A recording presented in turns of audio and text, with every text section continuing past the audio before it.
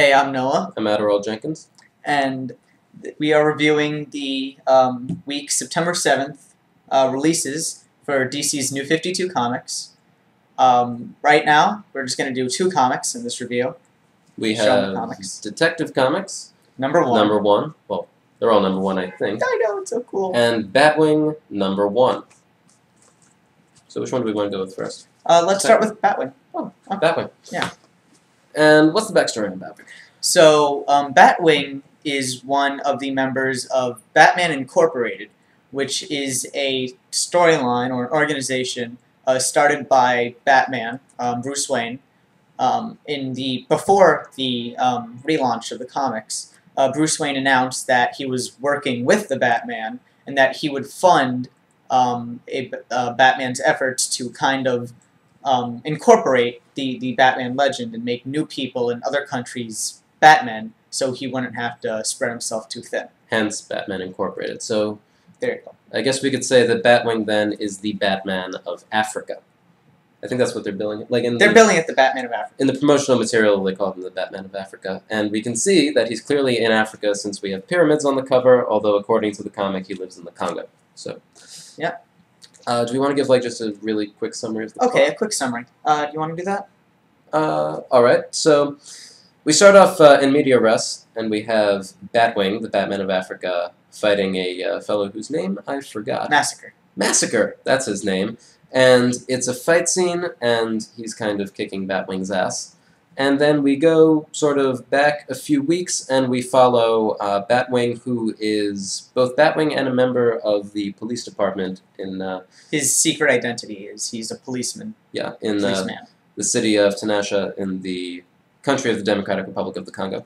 And so he's fighting some warlord and his captain, and Drug warlord. They're smuggling drugs. Yeah. And he's investigating this both on a level as a police officer and as Batwing himself, trying to sort of create a name for himself, build a myth for himself similar to what Batman has, which he doesn't have, because he's in a completely different environment. And then some kind of horrific things happen.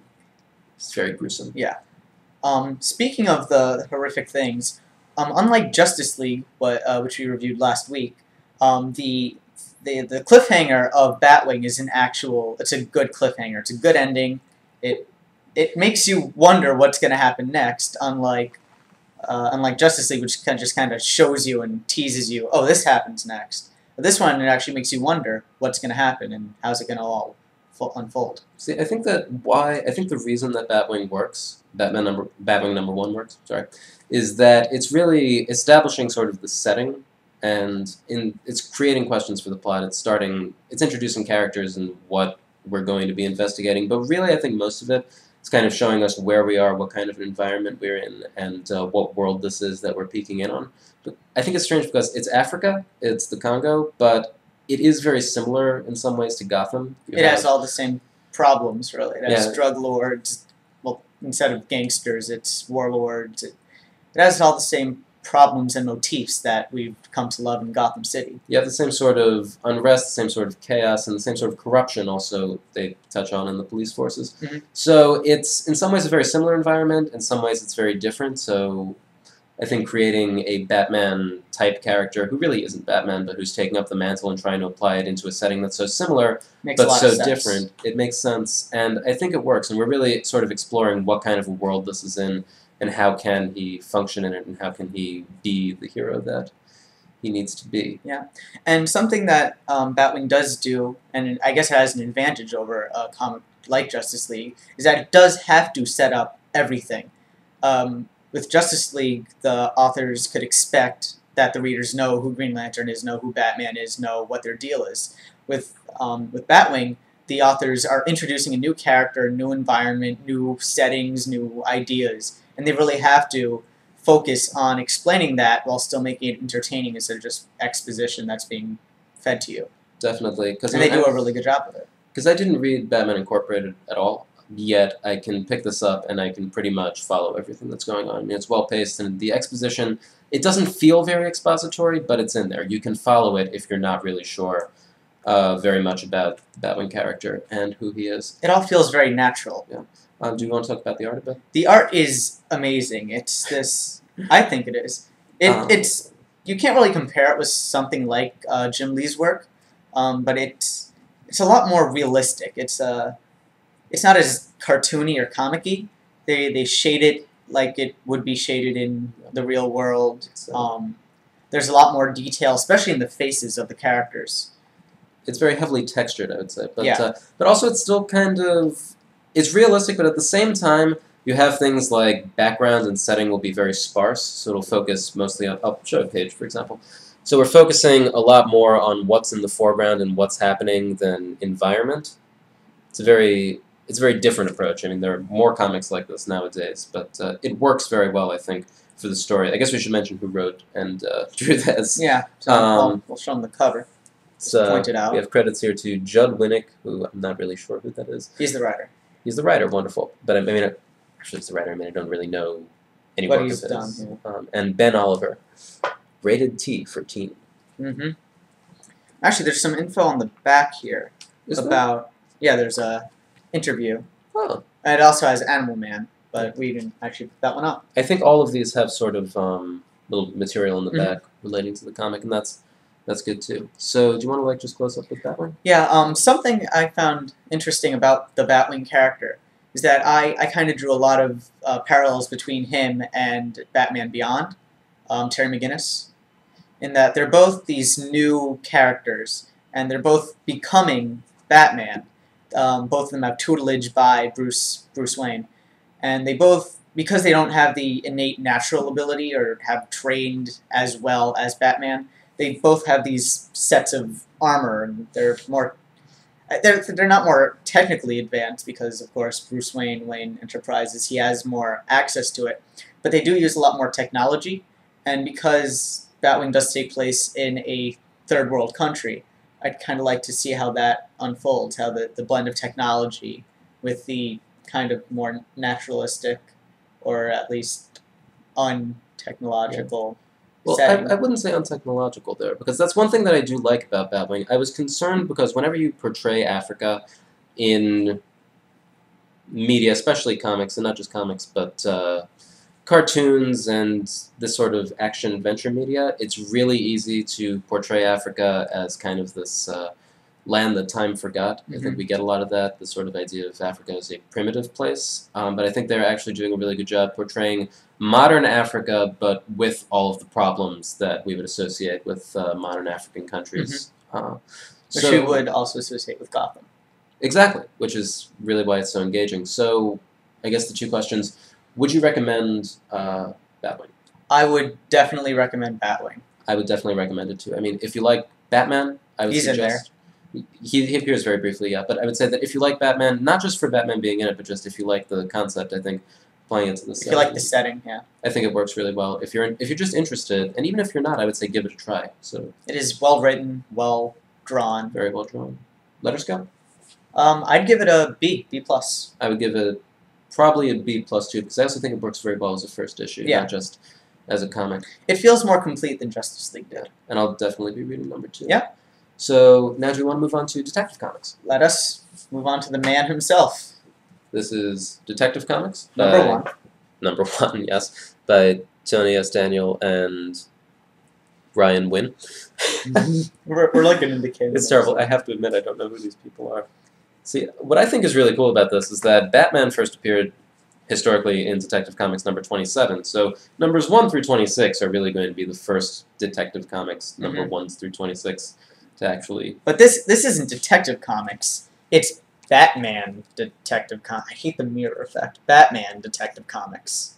So they're differentiating it a bit. But it is still the DC flagship series. Wait a minute, hang on. I'm sorry, but I don't understand this. And this is just a really brief thing. Why is it that when I hold this up in here, you're on the opposite side of me, as in real life? It's a mirror effect. So then why can I read the writing? It's not a mirror effect, that's it. It's like it reverses it for you. So it's not a mirror. Okay, but while we're at that, why is it called DC Comics instead of just D Comics? Or just DC? Because that's Detective Comics. They call that RAS. RAS syndrome. Redundant acronym syndrome. TV tropes. And actually, that's Wikipedia. Oh. Anyway, should we talk about? Yeah, let's get to the comic. Do you want to give a summary? Or should I? You do the summary.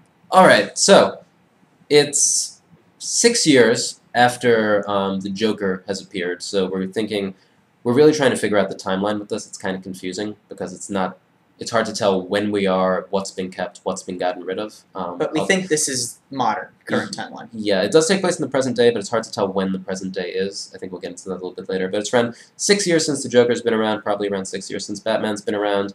And Joker is out and about killing people, and Batman has been hot on his trail for a while. Batman finally encounters him, but gets distracted by someone else in trouble. There's a snafu. The police are after Batman, because apparently the new mayor doesn't like Batman, thinks he's bad for publicity. Which does confuse the timeline a little more, because we are given a scene with Jim Gordon and the bat signal, and I'm not sure if the bat signal has been used before, because he is kind of pulling the curtain off it.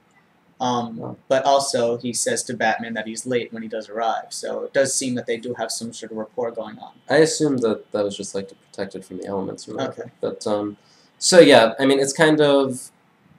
There are things to suggest that this isn't the same, necessarily, world as we would expect. But at the same time, everything really seems to add up to Batman having been around for a while and having a very established presence. Jim Gordon, I think, says that the mayor says things have been worse since you turned up in Gotham, and Batman says, I've always been in Gotham. Yeah. So, yeah, that's kind of confusing. But, so then, anyway, Batman is hot on the trail of the Joker. Joker escapes. Joker escapes, Batman goes after him. It's Batman doing his detective work and also doing his fighting, and then eventually catching up to Joker, but it turns out that there is an entirely different person in the works who might be doing some very sinister things. There is a hint of a... Is the new character? Yeah, Dollmaker, they call him. Yeah. Well, that's not really... It's not a spoiler because they're saying it in all the promotional material. Okay. So Dollmaker is...